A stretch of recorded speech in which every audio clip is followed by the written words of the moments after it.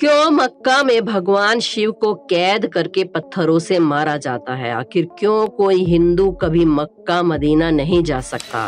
आखिर ऐसा क्यों कहा जाता है कि देवों के देव महादेव यानी कि भगवान शिव को मक्का मदीना में कैद करके रखा गया है और शिव जी के प्रतीक शिवलिंग को वहां पर पत्थर से मारा जाता है? ये वो सवाल है जिसके जवाब आज तक कोई नहीं दे पाया है, क्योंकि ये बहुत ही सेंसिटिव मुद्दा है, इसलिए हर कोई इससे बचकर निकलना चाहता है, क्योंकि कोई भी कंट्रोवर्सीज में फंसना नहीं चाहता। और एक वजह ये भी है कि लोगों के पास इसे लेकर कोई सटीक जवाब नहीं है। आज की वीडियो में हम आपको इसी विषय के बारे में जानकारी देने वाले हैं। वीडियो शुरू करने से पहले अगर आपने अभी तक हमारे चैनल अनोखी दुनिया को सब्सक्राइब नहीं किया है तो जल्दी से कर लीजिए और कमेंट्स में हर हर महादेव लिखना बिल्कुल ना भूलें। भगवान शिव और मक्का मदीना के रिश्तों को जानने से पहले आपको ये समझना होगा कि आखिर मक्का मदीना है क्या। जो लोग इस्लाम धर्म से ताल्लुक रखते हैं उन्हें तो बड़े अच्छे से मक्का मदीना के बारे में पता होगा, लेकिन जो लोग गैर मुस्लिम हैं यानी कि इस्लाम से ताल्लुक नहीं रखते हैं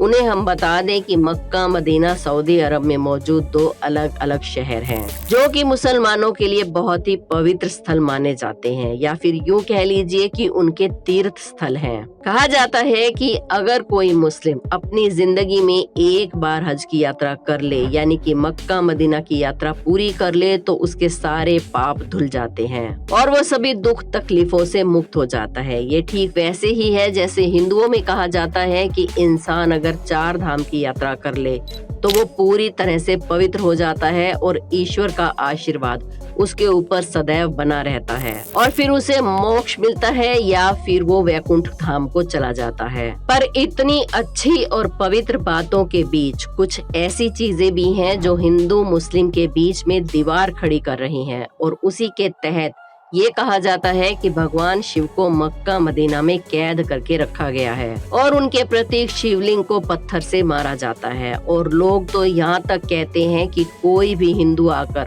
अगर शिवलिंग के ऊपर जल चढ़ा देगा तो भगवान शिव वहाँ से आजाद हो जाएंगे और फिर मुसलमानों के लिए बड़ी आफत आ जाएगी। अब दोस्तों ऐसे दावे करने वाले तो आपको इंटरनेट पर कई लोग मिल जाएंगे, लेकिन इसकी सच्चाई सामने लाने वाला आपको कोई नहीं मिलेगा।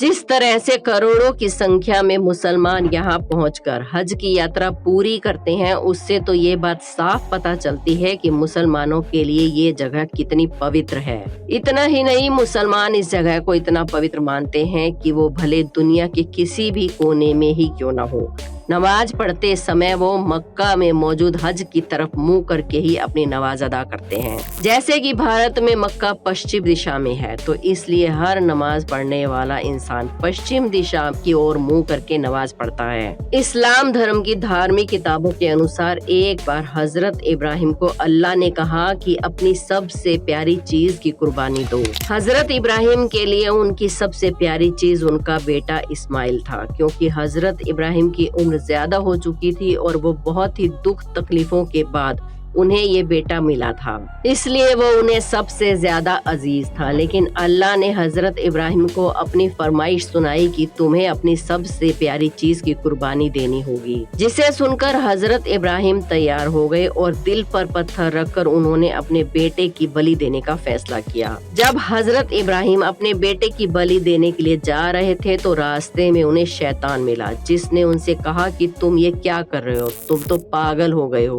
तुम ये सब गलत कर रहे हो, तुम अल्लाह के कहने पर अपने ही बेटे को कैसे मार सकते हो, यही तो तुम्हारे बुढ़ापे का सहारा है, अगर तुम उसे मार दोगे तो आगे का जीवन कैसे जियोगे। शैतान की बात सुनकर एक पल के लिए हजरत इब्राहिम का मन डगमगाने लगा, लेकिन दूसरे ही पल उन्हें एहसास हुआ कि ये शैतान है, क्योंकि अल्लाह ने अगर मुझे कुछ करने के लिए कहा है तो वो गलत नहीं हो सकते।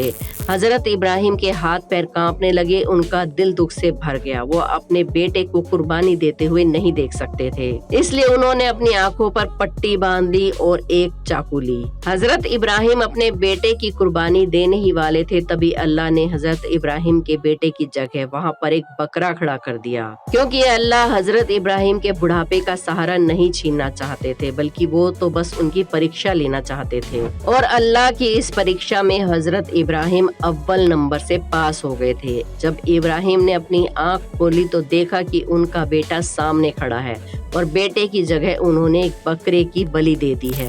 हजरत इब्राहिम समझ गए कि खुदा तो सिर्फ उनका इम्तिहान ले रहा था और तभी से बकरा ईद नाम के त्योहार की शुरुआत हुई। वीडियो की शुरुआत में हमने आपको पत्थरों से जिस चीज को मारने का जिक्र किया था वो शिवलिंग नहीं बल्कि शैतान है, जो हजरत इब्राहिम को खुदा की बात मानने से रोक रहा था। यानी कि मक्का मदीना में भगवान शिव के ऊपर पत्थर मारने वाली बात सरासर गलत है।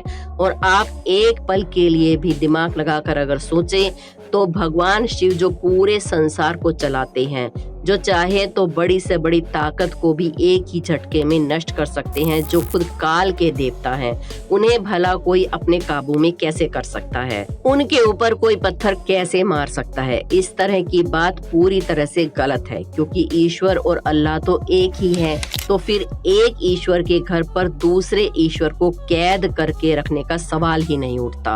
असल में मदीना में प्रॉफिट मोहम्मद की कब्र है और मक्का में उनका काबा है, और इस्लाम धर्म के लोगों के लिए काबा सबसे ज्यादा पवित्र माना जाता है। जब भी कोई मुस्लिम हज की शुरुआत करता है तो माना जाता है कि उसकी हज की यात्रा तभी पूरी होगी जब वो काबा में परिक्रमा करते हैं और वहाँ मौजूद खम्भों को पत्थर मारते हैं, क्योंकि पत्थर मार के वो अपने अंदर के शैतान यानी कि बुराइयों को मारते हैं, ताकि कोई भी उन्हें खुदा के खिलाफ ना भड़का सके और उन्हें खुदा की कही हुई बातों को मानने से ना रोक सके। और ये दावा भी पूरी तरह से गलत है कि अगर कोई गैर मुस्लिम काबा में पानी चढ़ा देगा तो भगवान शिव आजाद हो जाएंगे और मुसलमानों का अंत हो जाएगा, क्योंकि इस बात का कोई मतलब ही नहीं बनता।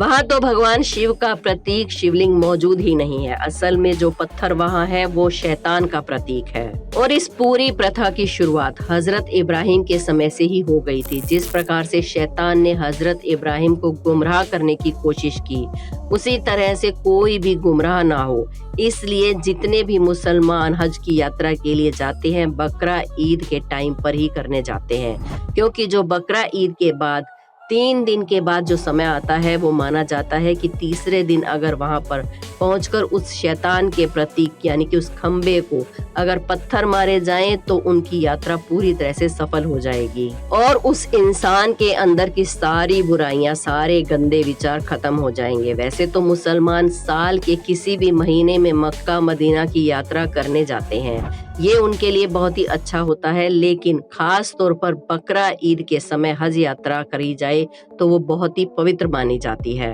और उन्हें खुदा के नेक बंदों में गिना जाता है, क्योंकि इस्लाम धर्म की 5 सबसे जरूरी चीजों में से एक हज की यात्रा करना भी है। कुरान पाक के मुताबिक अगर कोई मुस्लिम आर्थिक रूप से सक्षम है तो उसे अपने जीवन में एक ना एक बार हज यात्रा जरूर करनी चाहिए। और अब रही बात उन गैर मुसलमानों की जो मक्का मदीना में प्रवेश नहीं कर सकते, इसके पीछे का लॉजिक भी बिल्कुल साफ है। हर उस इंसान को इन पवित्र शहरों में प्रवेश करने की मनाही है जो अल्लाह को नहीं मानते हो, जिनका अल्लाह पर विश्वास ना हो, अल्लाह पर जिनका ईमान ना हो, क्योंकि जो अल्लाह के ऊपर विश्वास नहीं करते और वो वहाँ जाएंगे तो जो लोग अल्लाह पर विश्वास करते हैं उन्हें तकलीफ होगी, उनकी भावनाएं आहत होंगी, इसलिए गैर मुसलमानों को अंदर नहीं जाने दिया जाता। और इंटरनेट पर या इधर उधर आप जो भी बातें सुनते हैं वो सभी बातें अफवाह हैं, जिस पर आपको बिल्कुल भी ध्यान नहीं देना चाहिए और हिंदू मुस्लिम के दंगों से दूर रहना चाहिए, क्योंकि हम सभी उसी भगवान ईश्वर अल्लाह के बनाए हुए बंदे हैं और हम सबको मिलकर ही रहना चाहिए। नफरत फैलाने वाले अपने फायदे के लिए 2 धर्मों के लोगों को आपस में लड़वाते हैं, दंगे करवाते हैं और इसमें सिर्फ हमारा ही नुकसान है, इसलिए उनसे दूर ही रहना ठीक है, उनकी बातों में हमें नहीं आना चाहिए। बाकी आपका इस वीडियो के बारे में क्या ख्याल है हमें कमेंट्स में जरूर बताएं। हमारे चैनल अनोखी दुनिया को सब्सक्राइब करके बेल आइकन को प्रेस करना ना भूलें। कमेंट्स में हर हर महादेव जरूर लिखें। अगली वीडियो में मिलेंगे। धन्यवाद। हर हर महादेव।